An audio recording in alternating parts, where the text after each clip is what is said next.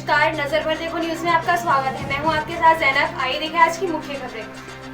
सहारनपुर सांसद हाजी फजलुर रहमान ने की अधिकारियों से मुलाकात। सहारनपुर सांसद हाजी फजलुर रहमान ने कोरोना वायरस के कारण लॉकडाउन में क्षेत्र की जनता की समस्याओं को लेकर जिलाधिकारी अखिलेश सिंह, वरिष्ठ पुलिस अधीक्षक दिनेश कुमार पी से मुलाकात की। हाजी फजलुर रहमान ने प्रशासन से बिना राशन कार्ड वाले गरीब परिवारों को राशन देने, जो लोग सरकार द्वारा मिलने वाली धनराशि से वंचित रह गए हैं, उनको किसी दूसरी योजना के अंतर्गत लाभ दिलवाएं और रमजान में गरीब परिवारों के लिए राशन की व्यवस्था करने की भी मांग की। जिलाधिकारी अखिलेश सिंह ने सांसद हाजी फजलुर रहमान को भरोसा दिलाया और कहा कि जनता की सुविधाओं के लिए चिंतित हैं। सलीम अहमद के साथ दानिश की खास रिपोर्ट। हमारे यहाँ की हाजी फजलुर रहमान साहब के हम आए हैं और आइए हम उनसे जानते हैं कि वो किस तरह से लोगों की मदद कर रहे हैं और किस तरह से उनको आज डीएम साहब के यहाँ पे गए थे और उन्हें किस तरह का वहाँ से उनको रिप्लाई मिला है। आइए बात करते हैं।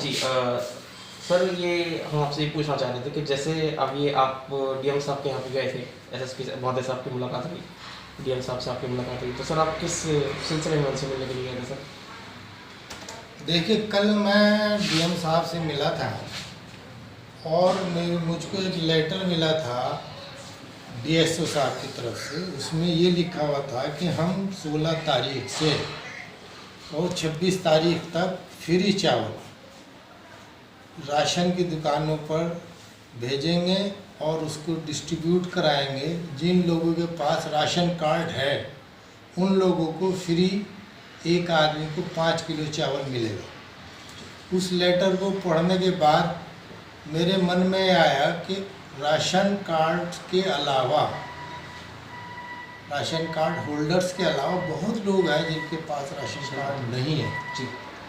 तो मेरे जहन में ये बात आई और मैं जाकर डीएम साहब से मैंने एक लेटर दिया, उनसे बात की और ये कहा कि साहब आप लोग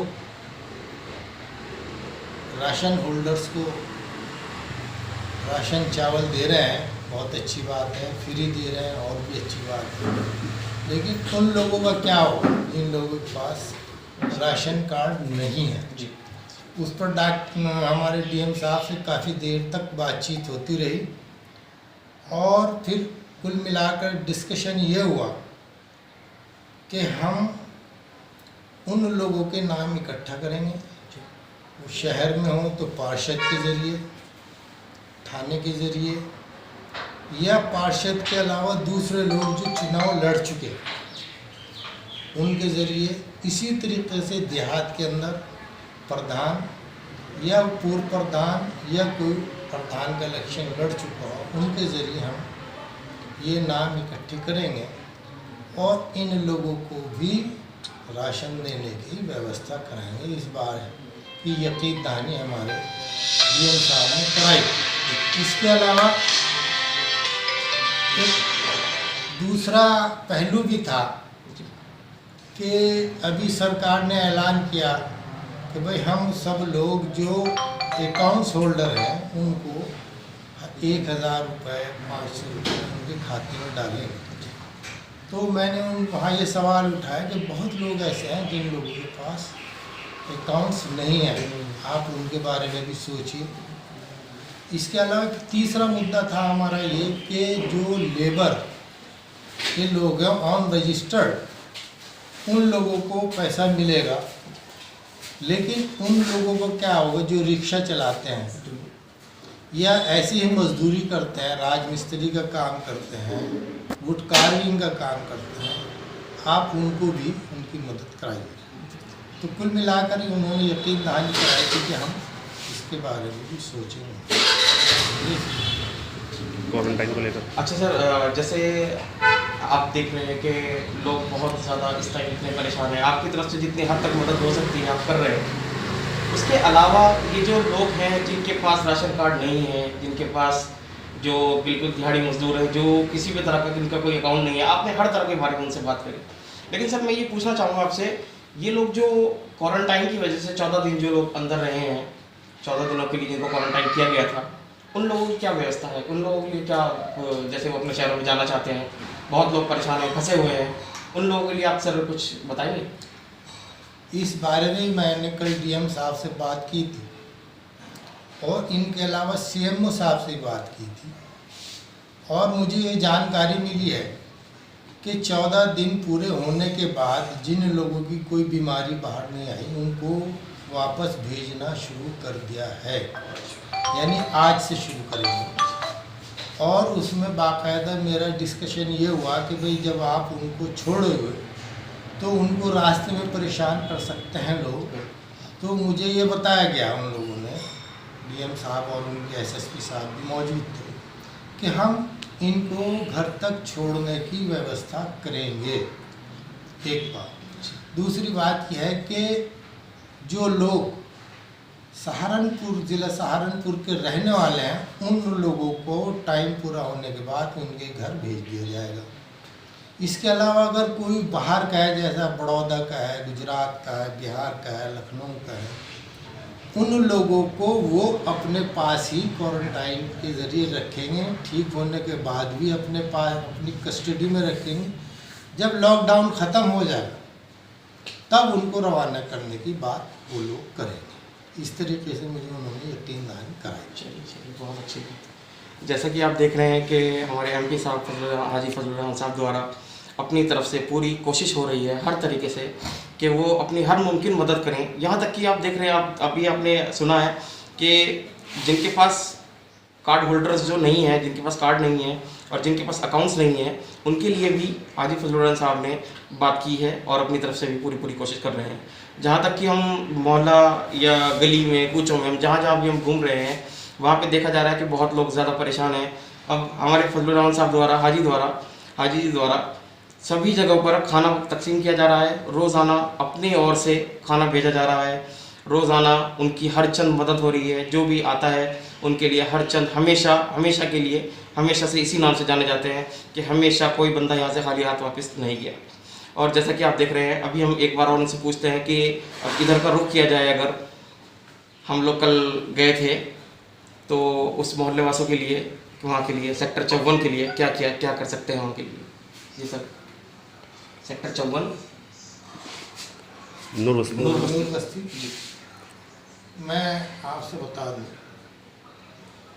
ये बात सही है कि इस महामारी की वजह से लॉकडाउन होने के बाद आम मजदूर की मजदूरी ख़त्म हो गई, रोज़गार ख़त्म हो गया,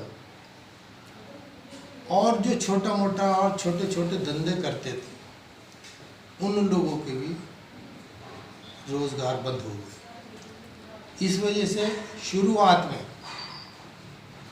लोगों ने बढ़ चढ़कर मदद की है, बेइंतहा मदद की है।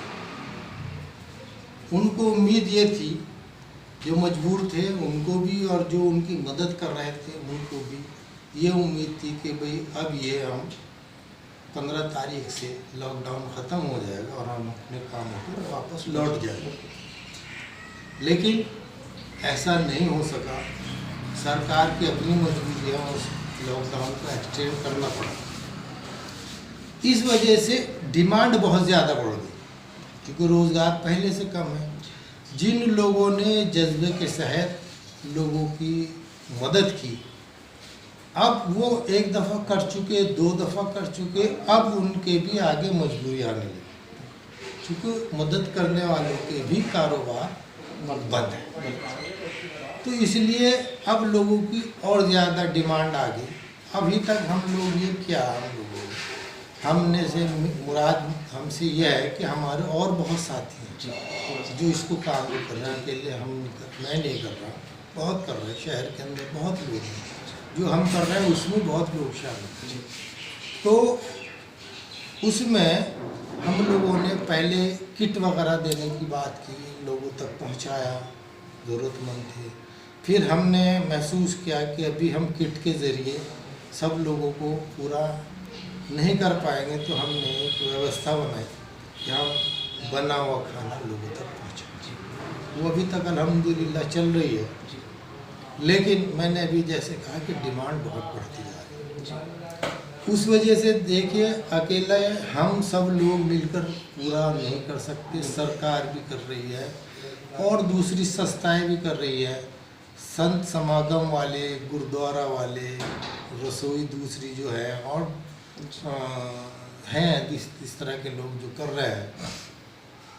तो इसमें सब मिलजुलने के बाद तादाद बहुत बड़ी है, किसी को दिन का मिल जाता है, किसी को रात का नहीं मिलता, ये बड़ी मुश्किल है। जहाँ आप नूर बस्ती की बात की, वहाँ पर भी जो संस्थाएं, निगम अपने पास से कुछ नहीं कर रहा जी, निगम को कुछ संस्थाएं पहुँचा रही हैं ये सामान। गुरुद्वारा है जैसे मैंने आपसे नाम लिया।